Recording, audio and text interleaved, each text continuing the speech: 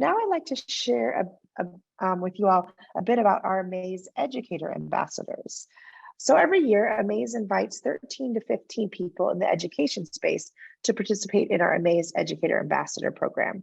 And so the goal of this program is to really guide the topics and content of our videos and resources, and really to inform our work from an in-the-field perspective.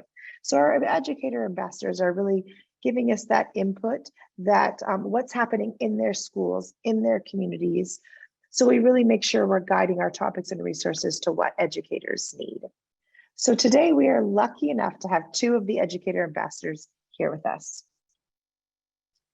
Vanessa Peña-Latorre is a bilingual multicultural sexuality educator working in and with diverse communities across the lifespan, including Latino and LGBTQ cultural communities, persons navigating homelessness, and persons living with or affected by HIV. Her passion resides in providing LGBTQ inclusive, culturally responsive, trauma-informed sexuality education across the lifespan, and in creating and facilitating professional development training opportunities for adults. She has a master's in public health and is a certified health education specialist. We also have Drew Miller. Drew is a queer health and sexuality educator with over 10 years of professional experience in public secondary education. At his current position at Bard High School Early College in Manhattan, he teaches 9th grade health education, a college level course titled Sexuality, Advocacy, and Culture, serves as the condom availability program manager, and is also the head track and field coach. He's an active health education professional at the city, state, and national level, presenting on topics such as learning in the affective domain, harm reduction, substance use in education, using assessment to enhance learning, and more. In addition, he has a master's degree in human sexuality from Widener University. Welcome, Vanessa and Drew. Hi, how are you both doing today? Hi, doing well, thank you. Slight headache, but it's ending. I'm on like the upside, like the better side of it all. So I'm doing good. Okay, good to know. Drew, how are you doing? Doing amazing. This conference is fantastic. I'm learning so much and just really enjoying being a part of it. Thanks for having us. Yeah. Oh, we're so glad you're here. So as you know, today's section is speaking to digital, or this section is speaking to digital and media literacy. So how relevant is this topic for you both in your work? It's so incredibly important. So a lot of my work focuses on middle school, supporting our teachers and our students, and especially in the 6th grade area, grade level, a lot of the students are asking questions that many of our educators are new to teaching sex ed, which I'll talk about in a little bit, but they're like seeking for support. And so the digital media toolkits have that support. Like they have the SEEKUS recording on, what was it called? The P word and porn literacy as part of sex education. Our teachers have been asking for that. They saw that in the spring. They've been asking for it again now. So that's been a huge tool. And there's also some really key media content questions on like how to critique media that our teachers have been incorporating into the sex ed lessons when we talk about digital literacy within our health and healthy relationships. And so it's just been so profound, and really like being in the classes these last 2 weeks, watching the students light up when they get to actually talk about how media is created and the perceptions. It's been invaluable. And so the literacy toolkit has been really helpful for teachers. Awesome. Yeah, I'll piggyback off that. In my work as a health and sexuality educator, digital media literacy is integrated and just as important as health literacy. They're intertwined. So we live in this digital world now. Students have access to technology literally in their pockets. Probably while I'm teaching them, they're looking at it. So it's important that they're able to learn how to access valid and reliable information, and they're able to discern, what is this message I'm getting? Who is it geared for? What are they trying to get me to think? In all sorts of topics, whether it's nutrition, mental health, or even sexuality education. One of the things we've spent a lot of time talking about with my 9th graders is porn literacy, right? And that ties into digital and media literacy as well. Porn is a fantasy, it's acting, it's fake, it is not real life. So yeah, definitely intertwined and super important. Thank you. Well, we're really excited.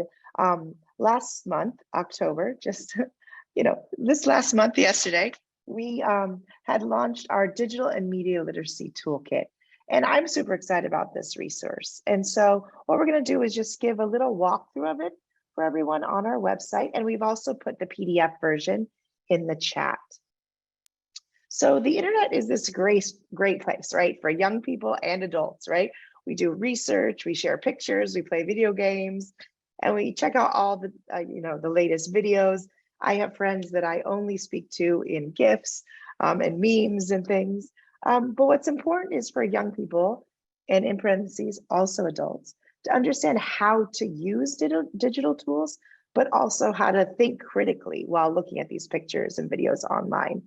So the goal of this toolkit is to provide some background information and rationale why it's important, to provide you with some maze of videos and discussion guides, and a whole bunch of other resources to support not only your teaching, but your learning in this actual subject. The world has changed so much in the last 3 years, and so it's really important that we support our young folks with navigating that change. So if you head to our website, you'll see we have several educator toolkits, and our newest one here is the Digital and Media Literacy Toolkit. So if you click on Read More, you'll see a few different sections, and I'll just kind of walk you through them quick. Our background is really 2 different pieces. The background information gives you rationale to share with administrators or parents if they're curious as to why you're teaching this. And then we also have a poster here for you, the Core Concepts and Handouts poster. We'll go ahead and take a look at that. So this is a great poster you can print out, hang up in your classroom. You can print it out to students or share with them on whatever, your Google Classroom, your Class Dojo, whatever kind of program you're using in your class. And if we head back to the other page and scroll down a bit, then we'll see all of our information. So AMAZE actually has 6 videos all about internet safety and social media. My favorite is social media, ways to stay healthy. I encourage you to watch them all and decide which is your favorite. But we've also included processing questions for each of the videos to really get you started on a discussion with the young folks in your classroom. So you can go ahead and scroll down and you'll see some other pre-recorded videos, one from CCAS and the P word, and another, a pre-recorded session with Nora Gelprin and Brittany McBride from Advocates. If you scroll down further, you'll see some additional resources.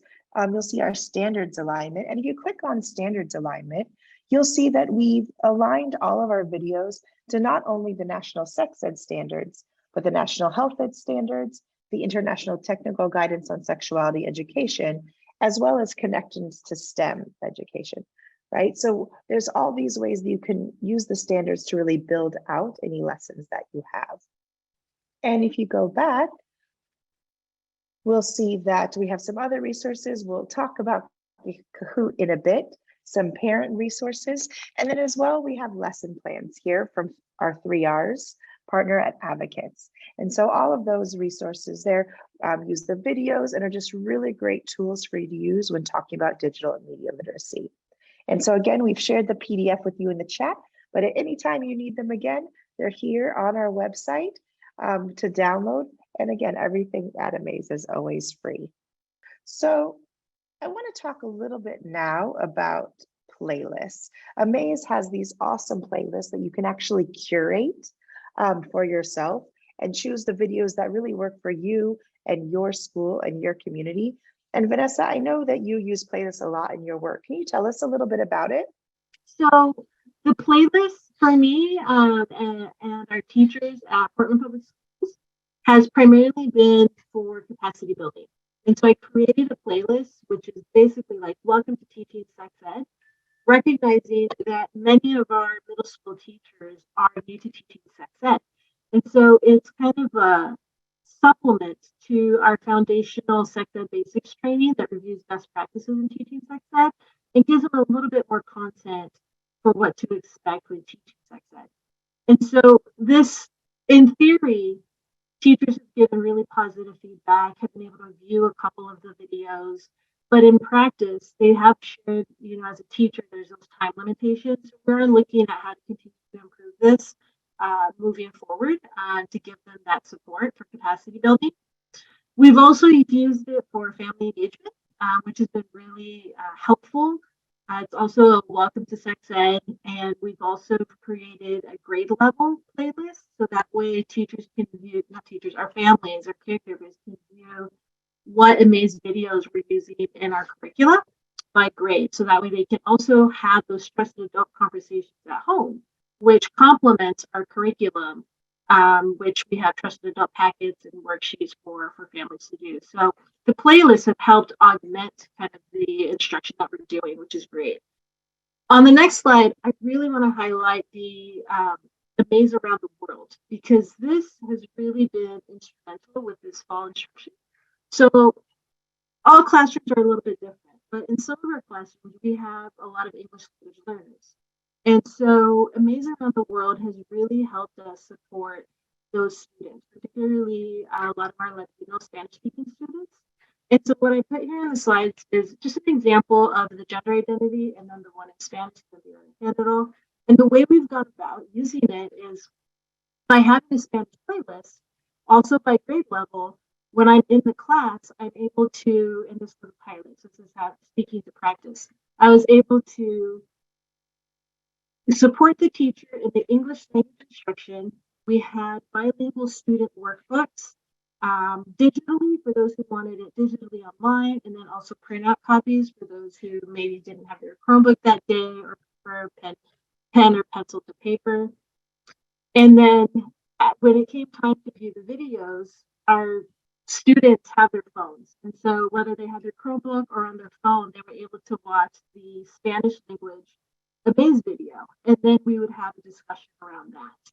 And so it really helped enrich the curriculum experience, which also then supported our students who were needing that language support to stay engaged. And so having AMAZE around the world has been really, really supportive. And I'm looking forward to seeing how I can even incorporate it more for our fourth and fifth grade teachers in the spring, as well as our diverse families and caregivers who want to know more about how to continue these conversations at home. Awesome. Thank you so much, Vanessa. I love that AMAZE has videos in 50, more than 50 languages. It's such a great way to get our students and their families connected to learning in the sex ed classroom and beyond, right? And even though they're on our AMAZE International site, we can really use them here domestically as well. And so thank you so much for sharing your playlist. If you go to our website, to our educators page, you'll see our playlists tab, and there you can find a host of different playlists for you to check out from some of our other friends of AMAZE and all of our AMAZE Educator Ambassadors. So Drew, I've seen you present at Shape America and other conferences about digital tools in health and sex education.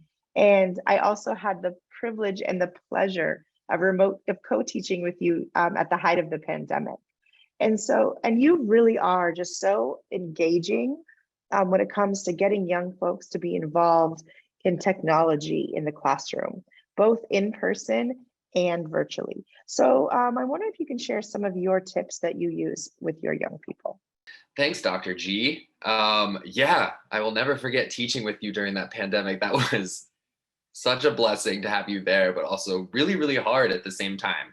So my goal with you all today is to just give you some of the resources that I've used virtually as a teacher with blended learning and also in person, which is how I'm teaching now. I thought it'd be cool if while I'm talking about each of these apps, if you could the people who are here could just give a thumbs up saying that, hey, you like this, or hey, you use this, so we can kind of get a gist as to who's heard of it and who's not. I can't really see it, but it just keeps you engaged a little bit.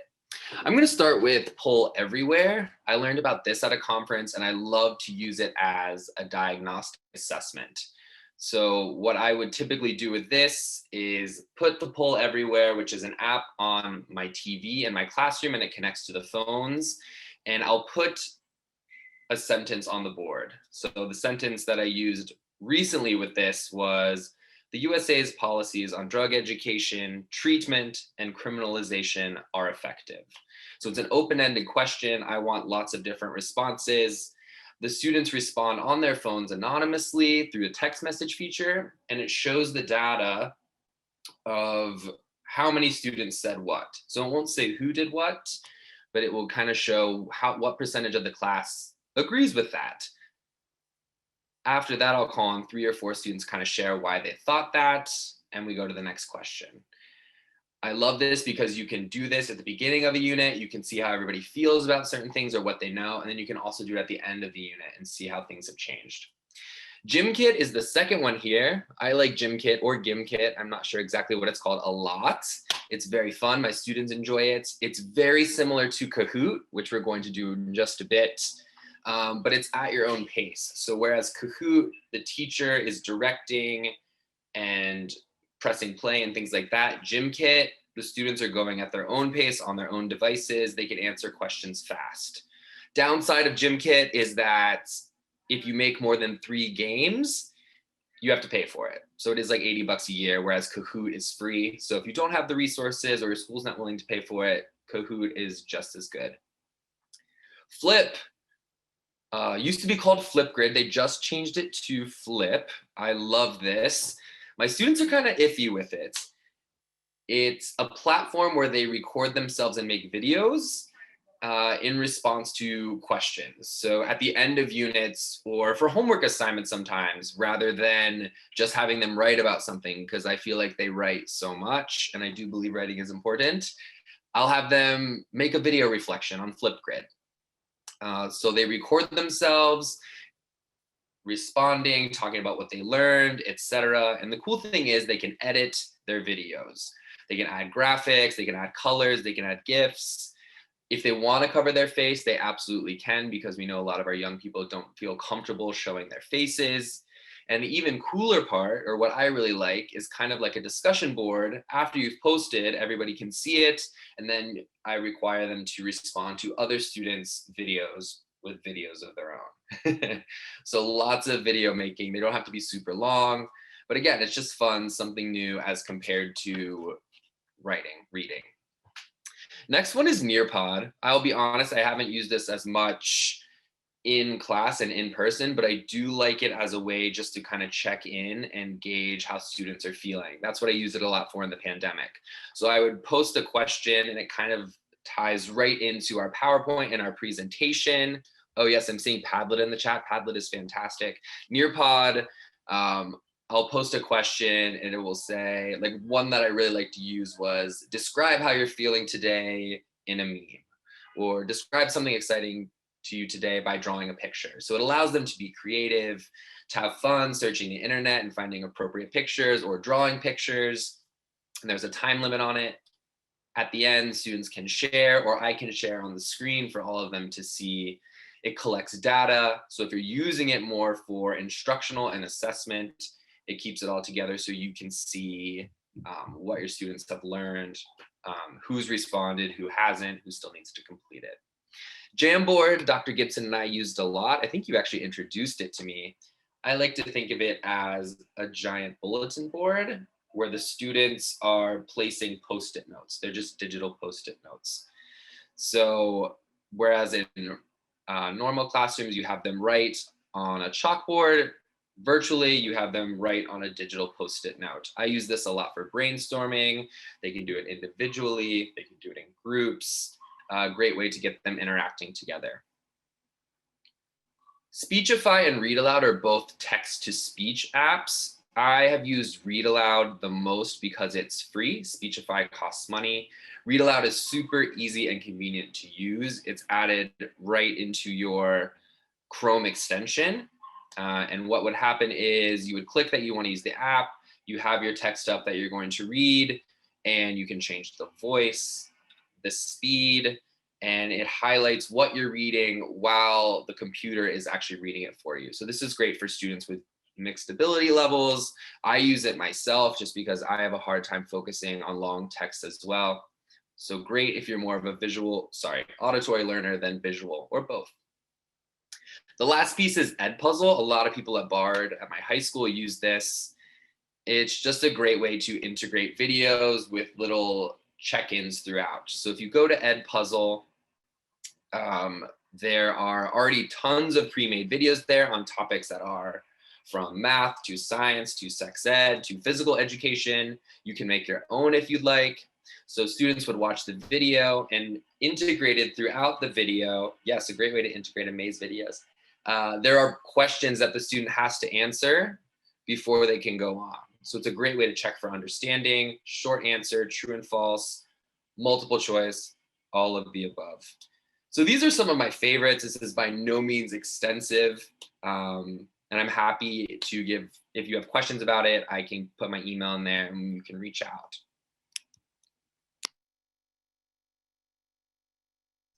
Thanks so much, Drew. I love hearing all the tools you use. I mean, there's so many, it can sometimes get overwhelming. But I think for me, if you just find 1, 2, or 3 that you really love and get really good at, it can be so fun. So I think we're gonna have a little bit of fun now. AMAZE and Kahoot have a partnership, and what we have are pre-populated quizzes that go along with our videos. And so we are going to play Kahoot, right, Drew?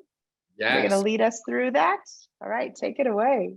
Yeah, thanks, Dr. Gibson. So this is really cool because AMAZE does a lot of the work for you. They have lessons or videos built in with the questions already. So if you've never played Kahoot before, get out your device. You're already on a laptop if you want to use that, but I suggest using a phone. Tells you exactly what to do. So on the left, it says, oh, we already have people in. This is great. Kahoot.it, and you'll type in your PIN. Oh, I hear the music.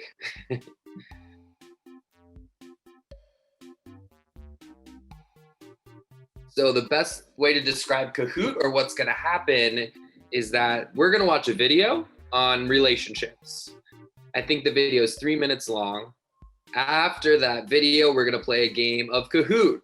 And to win Kahoot, all you need to do is answer the questions as quickly as you can and as correctly as you can. Well, I guess correct or not correct, right? So you get the most points if you answer quickly and you get it correct. If you want to take your time, please do so, but you probably won't get as many points, okay? I have been told by the people in charge that the top 3 people in this game will be getting a special prize. So We've got prizes, y'all. Get excited. There is something on the line today. And I also don't think I've ever played a Kahoot game this big. This is wild. I'm so excited about it. Yeah. Let's go. All right. All right, let's go ahead and get it started too. Get it started. All right, we're gonna watch the video first, I think.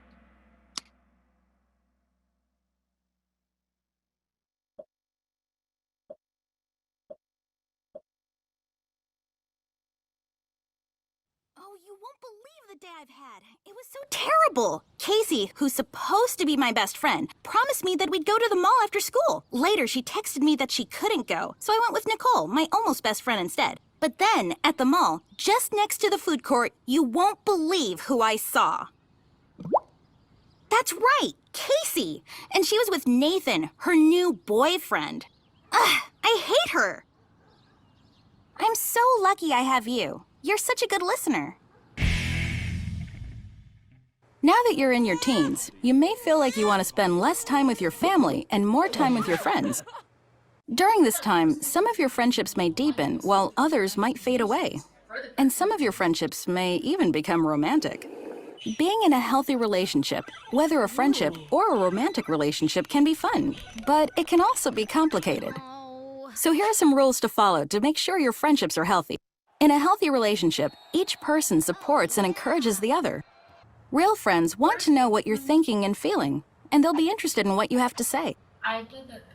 It's okay to have disagreements, even in a healthy relationship, but it's important to do so respectfully and talk openly about it with each other. Sometimes in a relationship, you'll need to compromise. But in a healthy relationship, the same person should not be the one who always compromises. It's important for both people to give and take. Finally, it's important to treat your relationships with care. And if a friend or romantic partner makes you feel small, teases you, or physically or sexually pushes you into doing things that you don't really want to do, then this might not be a healthy relationship for you. Remember, a healthy relationship, whether just a friendship or a romantic relationship, should make you feel good about yourself and who you are. After all, you are pretty great. Okay, so enough about me. How was your day? Till next time, don't forget to visit me at amaze.org or go to my YouTube channel to watch more. Bye!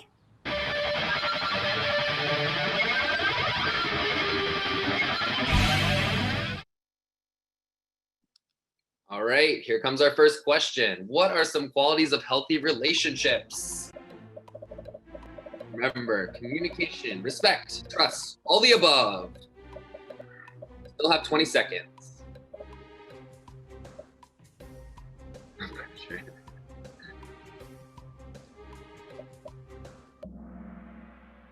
Good job. There's our data, 96. Yes, all of the above. Ooh, close at the top. Sav at the top, D Swizz and Jackie W. Top 3, separated by a point. Question. Dun, dun, dun. Pressure's on, folks. Healthy relationships should make you feel good about who you are. Oof.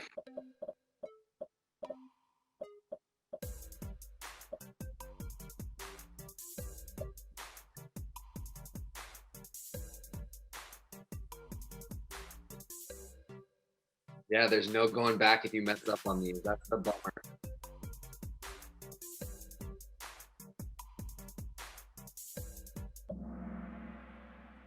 All right, 110. Let's see who's up there. Sav. Who is Sav? Still at the top. Jackie W and Nadia. Top 3. Question 4. Real friends will not be interested in what you have to say.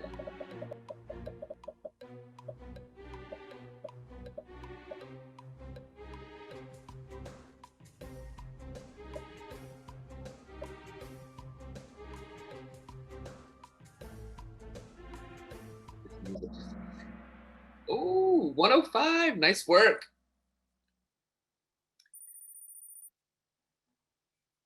Oh, we are tied at the top.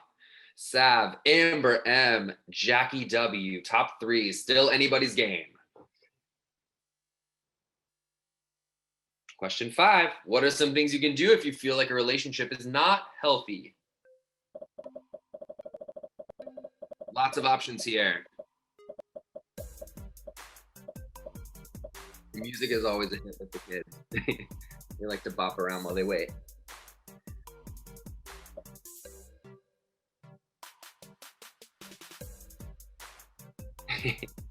The students get competitive too, Savannah. Not just kids, the adults. Great.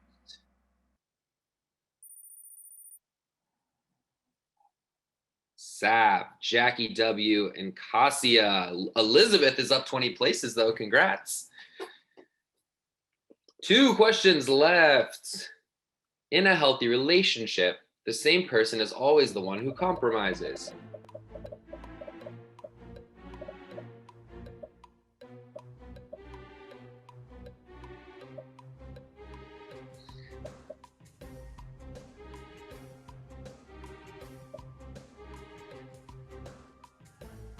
Ten seconds. Get your answers in.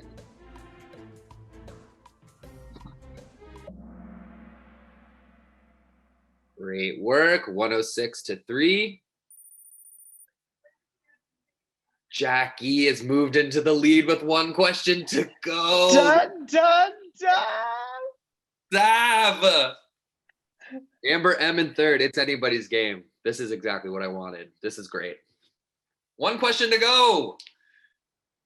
What behaviors might signal a relationship is unhealthy?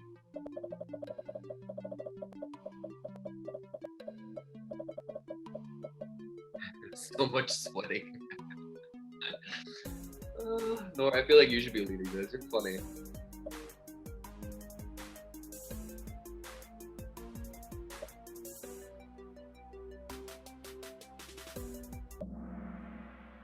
Ooh, that was our toughest question. Top 3, podium. Let's go. Caroline. That's A. And Jackie. Wow. Awesome job. Wow. Sam got pushed out at the last moment. Oh no. Yep, Wow. so- Congratulations, Jackie, SA, and Caroline. This is so exciting. I love a good Kahoot. And then you can just do a nice shimmy with the music. And I also love a good shimmy. So our top 3 winners and Sav, since Sav was leading the whole way through, if those 4 folks, please send an email to info@amaze.com. And all 4 of you are going to be winning a 30-minute professional development session with moi. And you can use that as an individual or with a group to enhance your skills in sex education, or just talk through some challenges you might be having. So please make sure you send us that email with your contact at info@amaze.com. Now make sure it's only those 4 people, y'all. I only have so much time in my schedule. And stay tuned for the rest of these exciting prizes for the rest of the conference. We're going to have prizes every day, but you have to be here to win. So make sure you are here. Thank you so much, Drew and Vanessa, for joining us. We really appreciate you for coming on and sharing some of your expertise. So tomorrow, we're going to be having our second day of AMAZE Sex EdCon, and we'll be talking about navigating controversy in sexuality education with Jess McIntosh. Jess is a communication specialist who supports progressive candidates and organizers to strengthen their social presence. And then we're going to be doing a little bit of skill practice on navigating this controversy with some of our AMAZE and advocates for youth staff. So you definitely don't want to miss this session. And of course, there will be more prizes.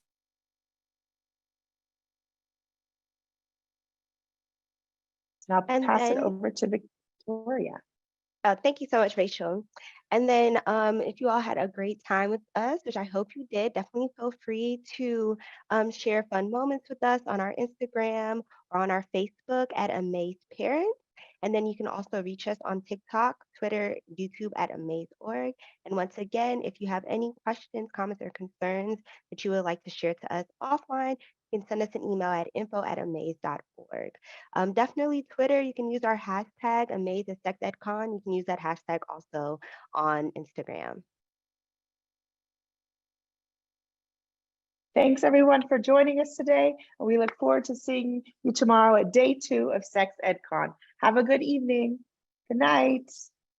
Thank you so much. Good night, everyone.